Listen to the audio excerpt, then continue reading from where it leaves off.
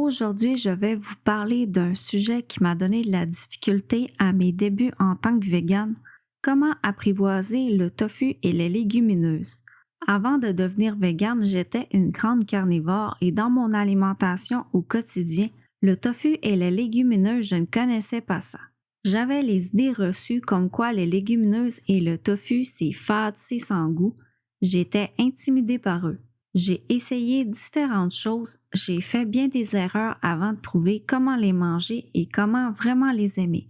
Mais la vérité, c'est qu'avec quelques astuces simples, ils peuvent devenir des incontournables savoureux, économiques et nourrissants. Alors aujourd'hui, je vais t'aider à les apprivoiser sans stress. Commençons par le tofu. Souvent mal aimé, souvent mal compris, le tofu, ce n'est pas un aliment qui se mange tel quel en espérant être impressionné. C'est une base, une toile blanche et c'est justement ça qui le rend intéressant. Il y a deux grandes familles de tofu, le tofu pressé en bloc qu'on retrouve emballé sous vide avec une texture ferme extra ferme et ceux en barquette qu'on appelle les tofu soyeux qui va d'une consistance de mou à extra ferme. Pour ceux qui ont ou pourraient avoir de la difficulté avec le goût du soya comme moi, gardez à l'esprit qu'un tofu pressé en bloc a un goût plus prononcé qu'un tofu soyeux en barquette. Malgré ça, je vais vous donner un peu plus tard un truc pour vous aider avec votre tofu en bloc. Sinon, pour ceux pour qui c'est la première fois que vous touchez à du tofu, pour le bloc de tofu, vous le sortez de son emballage, vous le rincez à l'eau froide, vous l'épongez avec un essuie-tout et vous êtes prêt ensuite à l'utiliser. Pour ce qui est du tofu soyeux, à l'aide d'un couteau pointu, vous faites une ouverture sur la pellicule qui recouvre la barquette, vous enlevez délicatement l'eau, vous transférez délicatement le tofu soyeux dans une assiette et vous êtes prêt à l'utiliser. Le bloc de tofu se congèle 2-3 mois, mais le tofu soyeux ne se congèle pas. Le tofu en bloc se conserve au frigo une semaine une fois ouvert dans un contenant hermétique avec de l'eau froide dedans et le tofu soyeux 2-3 jours dans un contenant hermétique sans eau. Vous devez changer l'eau de votre bloc de tofu régulièrement. Dernière chose importante à savoir, si dans une recette on vous dit d'utiliser du tofu extra ferme ou ferme, vous ne pouvez pas le substituer avec du tofu soyeux et vice-versa si on vous demande du tofu soyeux. Maintenant que les bases sont mises, je vais maintenant vous parler de mes 3 façons préférées d'utiliser mon bloc de tofu. Ces 3 façons sont vraiment parfaites pour les débutants ou pour ceux qui ont un amour-haine avec le tofu. Ma première façon, c'est de l'émietter. Tu prends ton bloc de tofu ferme ou extra ferme, tu l'émiettes avec les mains ou une fourchette. Tu peux l'utiliser tel quel, le faire revenir dans une poêle ou le faire cuire au four, mais dans tous les cas, tu dois tout d'abord l'ajouter dans quelque chose qui va lui donner du goût comme une marinade, une sauce, une vinaigrette, etc. Si tu as le temps, c'est toujours meilleur quand ton tofu a mariné un petit moment avec quoi tu l'as mis. Par exemple, j'aime bien en mettre dans ma sauce à spaghetti que je me fais. Sinon, dans une salade, j'aime bien émietter mon tofu et le mélanger à ma vinaigrette pour qu'il marine. Le lendemain, quand je suis prête à faire ma salade, je monte ma salade et j'ajoute ensuite mon mélange de vinaigrette et de tofu, un vrai délice. Pour un pâté chinois, cuit à la poêle avec un peu de sauce soya et des oignons hachés, c'est excellent. Ensuite, ma seconde façon de le préparer, c'est râper. Oui, râper comme du fromage. C'est une technique encore peu connue, mais vraiment intéressante. Tu râpes ton tofu ferme avec une râpe à fromage, puis tu lui mets une sauce, marinade, etc. et tu le fais cuire au four ou à la poêle. Le résultat est légèrement croustillant avec une texture complètement différente. Parfait pour garnir des salades, ajouter du crunch dans un bol ou même remplacer du fromage dans certaines recettes. Je fais mon porc effiloché végétal de cette façon. Ma dernière façon, c'est de le faire en trempette. Tu le mélanges au robot culinaire avec un peu de mayonnaise végane, les épices de ton choix et tu as une trempette géniale. C'est une alternative plus légère aux trempettes faites en grande majorité de mayonnaise en plus d'avoir des protéines. Tu peux varier les saveurs à l'infini. Je vous ai dit que j'allais vous donner un truc pour que le tofu goûte moins le soya, eh bien c'est tout simplement de penser à ajouter dans vos marinades, sauces, etc. avec lequel vous mettez votre tofu, un peu de vinaigre de cidre tout simplement. Ça enlève l'arrière-goût amer du soya qu'on aime moins. Pour les gens qui sont déjà à l'aise avec le tofu, il y a les cubes, classiques mais efficaces.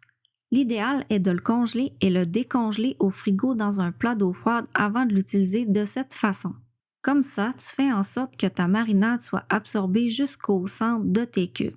Tu coupes ton tofu en cubes, tu le fais mariner, puis tu le fais cuire à la poêle, au four ou même à l'air fryer. L'important ici, c'est la texture. Bien dorée à l'extérieur, tendre à l'intérieur. Une fois maîtrisé, ça devient un ajout facile dans tes sautés, tes currys ou tes bols. Tu peux le faire sans le congeler si tu n'aimes pas la texture une fois congelée, mais garde en tête que la marinade ne sera pas absorbée complètement et tu goûteras le goût de soya. Si le goût ne te dérange pas, c'est OK. Sinon, si comme moi tu as de la difficulté avec son goût, c'est une mauvaise idée de ne pas le congeler pour cette façon. J'ai une autre alternative pour toi si tu ne veux pas le congeler et que tu n'aimes pas le goût de soya. Quand tu veux te faire des cubes, pense à acheter du tofu de gourgane de la marque Big Mountain. Au Québec, j'en ai vu chez IGA et Maxi. Je vais mettre le lien du site de la compagnie en barre de description. Certes, comme le tofu de soya, la marinade ne rentrera pas complètement si tu ne le congèles pas, mais le goût te dérangera peut-être moins. Sinon, pour ceux qui sont allergiques au soya ou qui ne veulent pas consommer de soya, le tofu de gourgane, c'est parfait pour vous. Comme dernière alternative, si vous n'êtes pas en mesure de trouver du tofu de gourgane, vous pouvez toujours faire votre propre tofu avec des lentilles corail. Vous pouvez d'ailleurs le faire avec n'importe quelle légumineuse que vous avez sous la main, mais je vous conseille celui de lentilles corail car peu importe l'équipement que vous avez sous la main, elles sont faciles à réduire en purée contrairement à d'autres. Il y a plein de recettes sur le net si c'est quelque chose qui vous intéresse. Pour ma part, pour varier les plaisirs, j'aime bien quand je fais des cubes alternés selon mes envies entre le tofu de lentilles corail et le tofu de gourgane. Je vous ai parlé de mes façons préférées de préparer mon tofu en bloc. Maintenant, je voulais vous parler de celle avec le tofu soyeux. Le tofu soyeux, c'est celui qui est beaucoup plus lisse, presque comme un yogourt ou une crème. On ne va pas le faire griller ou le couper en cubes, il est trop fragile pour ça. Par contre, il est incroyable pour tout ce qui est texture crémeuse. J'aime bien l'utiliser dans mes smoothies pour ajouter des protéines sans changer le goût ou dans mes sauces pour remplacer la crème ou encore dans mes desserts comme des mousses au chocolat. C'est vraiment un allié discret mais puissant. On en entend moins parler, mais je voulais vous parler également du tofu soyeux longue conservation. On le retrouve dans des emballages carton à température ambiante dans les rangées à l'épicerie. Ne le cherchez pas dans le réfrigéré comme le reste des tofu soyeux, vous ne le trouverez pas là. Il peut être soyeux ou ferme, mais son avantage principal, c'est qu'il se garde longtemps dans le garde-manger. Parfait pour les soirs où tu n'as plus grand-chose au frigo. Une fois ouvert, il s'utilise comme un tofu régulier. C'est le genre d'ingrédient plan B qui peut te sauver un repas. C'est le tofu soyeux que je préfère et que je m'organise pour toujours en avoir 2-3 dans le garde-manger. Je le prends extra ferme. C'est avec lui que je fais mon mac and cheese végétal ou également des trempettes quand je n'ai pas de tofu en bloc sous la main. Je l'utilise aussi pour me faire des crémages à gâteau. Il est vraiment très versatile. Je vous mets le lien en barre de description aussi. Comme pour les autres tofu soyeux, une fois ouvert, il se conserve 2-3 jours au frigo dans un contenant hermétique sans eau. Avant de passer aux légumineuses, si tu aimes le contenu jusqu'à présent, pense à liker ou à t'abonner si ce n'est pas encore fait pour ne rien manquer des prochains épisodes. Et c'est reparti. Passons maintenant aux légumineuses. Pois chiches, lentilles, haricots, des aliments riches, nourrissants et surtout très polyvalents. Pour ceux pour qui c'est leur début avec les légumineuses, je vous conseille de commencer avec des légumineuses en canne. Vous avez déjà à vous habituer à les consommer.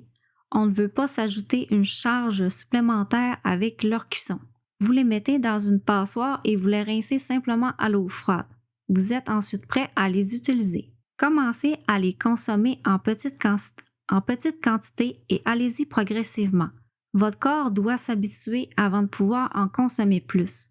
Une fois plus habitué, si vous voulez les faire cuire vous-même, sachez que la famille des lentilles, les pois cassés et les petits haricots comme les mungos ou les azuki n'ont pas besoin d'être trempés avant cuisson, sauf si vous voulez diminuer le temps de cuisson et améliorer la digestibilité.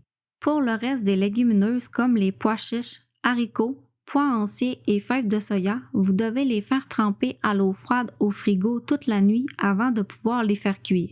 Si vous oubliez de les faire tremper la veille et que vous avez besoin de vous en faire, vous pouvez les faire bouillir 2 minutes dans une casserole, les retirer du feu et les faire reposer 1 heure avec un couvert dessus. Ensuite, vous jetez l'eau de cuisson, vous en remettez de la fraîche et vous les faites cuire complètement le temps nécessaire. Si vous aimez les faire cuire vous-même, il peut être judicieux d'investir dans un Instapot pour diminuer considérablement le temps de cuisson qui peut être assez long. Les légumineuses, une fois cuites ou en canne, peuvent se congeler pour 3 à 6 mois et se conserver 1 semaine au frigo. Maintenant que les bases sont mises, parlons de mes façons préférées de les consommer. Une des façons les plus simples pour commencer, c'est d'en mettre dans ses potages. J'aime bien mettre des haricots blancs dans mes potages en remplacement de la pomme de terre.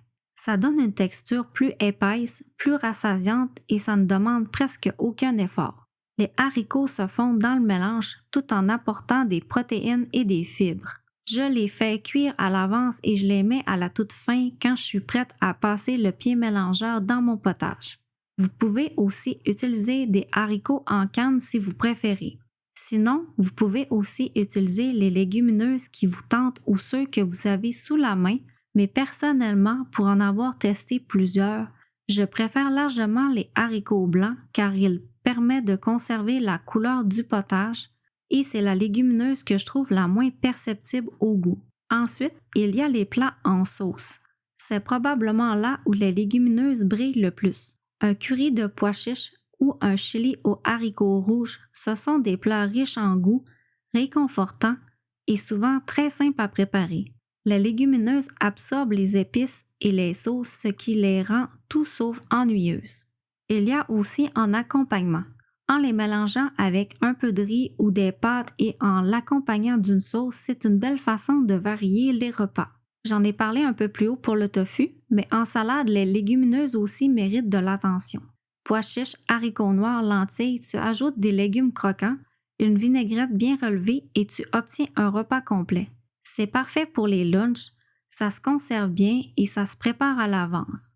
J'aime beaucoup la recette de Ricardo, je vous la mets en barre d'infos si ça vous tente de l'essayer. En tout cas, vous ne serez pas déçus. Ricardo utilise dans sa recette une canne de pois chiches et une canne de haricots rouges, mais moi j'utilise à la place 2 cannes de mélange de légumineuses à la place. En accompagnement avec un sandwich de poulet ou jambon végétal, c'est une dinguerie.